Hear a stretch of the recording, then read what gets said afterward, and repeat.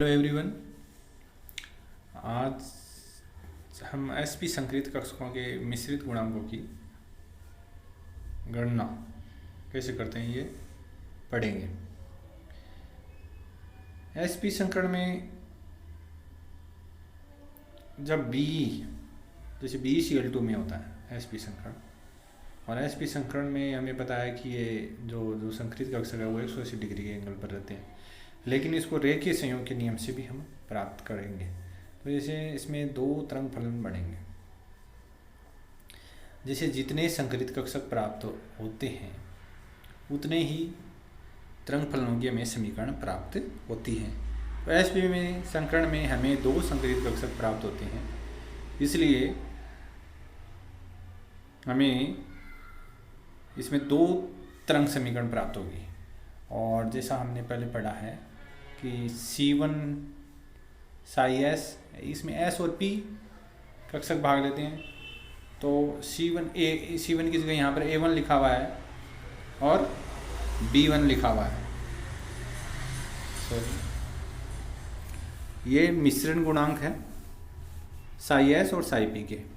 इसी प्रकार दूसरी जो तरंग समीकरण है उसमें हमें जो मिश्रित गुणांक है या मिश्रित जो गुणांक है मिक्सिंग कोफिशिएंट, उनको हम A2 B2 लिखेंगे। इसमें तो दो ही तरंग समीकरण होती है, sp2 में 3 होती है, तो उसमें sp2 की यदि हम तीसरी समीकरण लिखें तो उसमें जो मिश्रित गुणांक है वो A3 B3 C3 होते हैं। लेकिन यहाँ केवल चूँकि दो ही कक्षक भाग ले रहे हैं तो S और P आएगा, साई S और साई P, और उनके मिश्रित गुणांक आएंगे। और यदि फर्स्ट तरंग समीकरण है तो A1 B1 लिखेंगे और दूसरी है तो A2 B2 लिखेंगे। इस प्रकार से ये हम समीकरण लिखेंगे। ये समीकरण 29 और 32 है। अब क्या होता है कि जो S कक्षक होता है वो संकरित कक्षकों में बराबर विभाजित होगा। तो कितने टोटल हमें संकरित कक्षक प्राप्त होते हैं? 2। तो ये बराबर विभाजित होगा, तो इनकी जो प्रायिकता है वो मिश्रित गुणांकों के स्क्वायर के समानुपाती है। तो यहाँ A1 स्क्वायर और A2 स्क्वायर, ये A1 है वो मिश्रित गुणांक S कक्षक का है पहले फर्स्ट एसपी संकरण के लिए, दूसरे के लिए A2 है। तो A1 और A2 में बराबर विभाजित होगा, तो कैसे होगा? A1 square is equal to A2 square, ये बराबर होंगे। और बराबर होंगे तो एक यदि दो बराबर भागों में विभाजित हो रहा तो ये हाफ हो गया, मतलब हाफ के बराबर होगा। 2 से भी डिवाइड हो जाएगा तो 1/2 के बराबर होगा A1 स्क्वायर और A2 स्क्वायर। अब A1 और A2 की वैल्यू की याद करना चाहते हैं तो 1/2 का रूट हो जाएगा। 1/2 का रूट करेंगे तो 1/√2 हो जाएगा।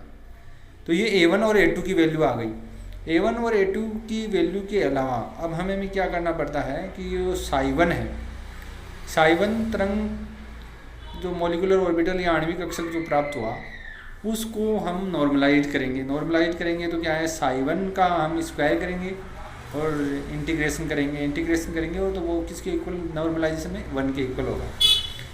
तो जो A1 साई S जो समीकरण 29 में A1 Sai S plus B1 Sai P, इसका भी स्क्वायर होगा और डी लैम्डा के सापेक्ष समाकलन होगा। तो यहाँ ये A प्लस B का होल स्क्वायर वाली समीकरण लगेगी, तो A square plus 2AB plus B square वो वाली लगेगी। तो यहाँ क्या हुआ, A1 साई S का स्क्वायर और फिर डी लैम्डा, ये इंटीग्रेशन हो गया। और इसी प्रकार B1 का स्क्वायर भी हो गया, ये साई P, क्योंकि Sai P square D lambda हो गया, और 2A1 B1 और फिर साई S और साई P, तो ये इसका भी समाकलन हो रहा है। अब क्या होता है कि यदि सेम ही होता है, दो फलन सेम होते हैं तो उनका तो नॉर्मलाइजेशन करने पर 1 आ जाता है। तो Sai S square D lambda का इंटीग्रेशन करेंगे तो 1, तो यहाँ केवल A1 स्क्वायर आ गया, दूसरे में B1 स्क्वायर। और इसी प्रकार से तीसरे वाला है जो ये साई S और साई P, इसका इंटीग्रेशन करेंगे तो ये क्योंकि ऑर्थोगोनल होंगे तो ये मतलब इसमें उनका हो जाता है 0। तो ये जो हम कह सकते हैं कि A1 square plus B1 square is equal to 1। A1 B1 वाला क्योंकि 0 से मल्टीप्लाई हो गया इसलिए 0 हो गया, वो टर्म ही नहीं आएगी। तो A1 square plus B1 square is equal to 1। हम किसी भी जो तरंग समीकरण है उसमें ये जो किसी भी संकरित कक्षक की तरंग समीकरण है उसके जो मिश्रित गुणांक है सभी जो मिश्रित गुणांक हैं उनके स्क्वायर का योग है वो 1 लिख सकते हैं। हम आगे संक्रित कक्षक भी पढ़ेंगे, आगे sp2 sp3 उनमें भी हम किसी भी तरंग संक्रित कक्षक के तरंग समीकरण के जो मिश्रित गुणांक है उनके स्क्वायर का योग 1 होता है। तो यहाँ a1 square plus b1 square is equal to 1 और a1 स्क्वायर का वैल्यू हमें पहले से पता थी हाफ, तो ये b1 स्क्वायर कितना आ जाएगा, b1 स्क्वायर बराबर 1 माइनस a1 स्क्वायर और a1 स्क्वायर था हाफ, तो 1 में से हाफ घटेगा तो हाफ रह जाएगा। b1 स्क्वायर बराबर क्या आ गया हाफ और b1 बराबर क्या आ गया 1/√2। तो हमें पहली वाली जो समीकरण है उसमें a1 का मान भी आ गया, a1 जो 1/2 है और b1 है 1/√2। तो इस प्रकार से हमें जो फर्स्ट समीकरण है वो पूरी आ गई। और वो अब हम क्या है कि जो साई1 और साई2 है वो जो दोनों हैं उसको वो ऑर्थोगोनल है, यानी लांबिक समीकरण है ये। मतलब उनका जो मल्टीप्लिकेशन है ना, उनके मिश्रित गुणांकों का मल्टीप्लिकेशन किसके बराबर करेंगे, 0 आएगा उसका।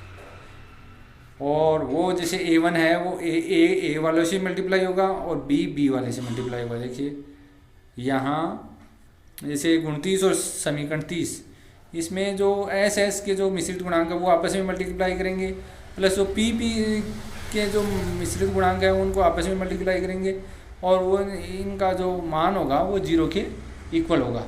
तो यहाँ a1 a2 plus b1 b2 0 आता है। अब a1 का मान हमें पता है, a1 का मान 1/√2 और a2 का भी मान 1/√2 है और b1 का मान भी 1/√2 है। तो ये आया, इसको सोल्व करेंगे तो ये आएगा -1/√2। तो हमारे पास a1 a2 b1 और b2 सारे आ गए। तो हम उस समीकरण में भी रख देंगे, 29 में रखेंगे इसको।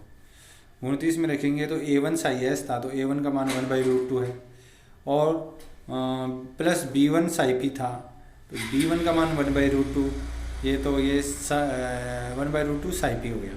1/√2 यदि हम चाहें तो कॉमन ले लें तो Sai s plus psi p, ये साई s और साई p एक बार ही होगा, यहाँ 2 बार लिखा हुआ है गलती से। और इसी प्रकार साई2 में a1 का मान रखिए 1/√2 साई s और फिर प्लस b2 साई p होता है तो b2 का मान है -1/√2 साई p। तो यहाँ 1/√2 कॉमन लेंगे तो Sai s minus psi p, ये एंटी बॉन्डिंग टाइप का ये मतलब ये दूसरा तरंग फलन आ गया, ये समीकरण आ गई। अब बंद कोण की बात करें, एसपी संकरण में बंद कोण क्या होगा, तो बंद कोण में यहाँ जो है वो उसका एक फॉर्मूला होता है और फॉर्मूला क्या होता है, cos theta is equal to, ये थीटा बंद कोण है, बॉन्ड एंगल है, cos theta is equal to minus संक्रित कक्षक का एस गुण, संक्रित कक्षक में एस गुण कितना है डिवाइड बाई 1 माइनस संक्रित कक्षक का एक्स गुण। तो एस पी में क्योंकि दो कक्षक मौजूद होते हैं और एस एक होता है तो 2 में 1 होता है तो एस का जो कैरेक्टर 1/2 होता है। तो यहाँ ऊपर है संक्रित कक्षक का एस गुण 1/2 माइनस तो फॉर्मूले में ही है, फिर 1 माइनस संक्रित कक्षक का एस गुण, तो यहाँ भी हाफ आया तो ये 1 में ऊपर तो हाफ रहा ही माइनस में और नीचे 1 में से हाफ डिवाइड घट गया तो ये भी हाफ आया, हाफ कैंसिल हो गया तो -1 आ गया। और कोस थीटा बराबर -1 तो थीटा क्या होना चाहिए, मतलब चूंकि कोस 180 का मान -1 होता है तो थीटा 180 डिग्री होगा, यानी कि एसपी संकरण में बंद कोण 180 डिग्री है। तो मेरे ख्याल से जो एसपी संकरण के जो तरंग समीकरण है और उनके तरंग फलन हैं वो आपको समझ में आ गए होंगे। और यदि किसी प्रकार की कोई समस्या हो तो आप कमेंट बॉक्स में डाल सकते हैं। वीडियो यदि पसंद आता है तो लाइक कीजिए और जिन विद्यार्थियों ने अभी तक सब्सक्राइब नहीं किया वो सब्सक्राइब करें। धन्यवाद।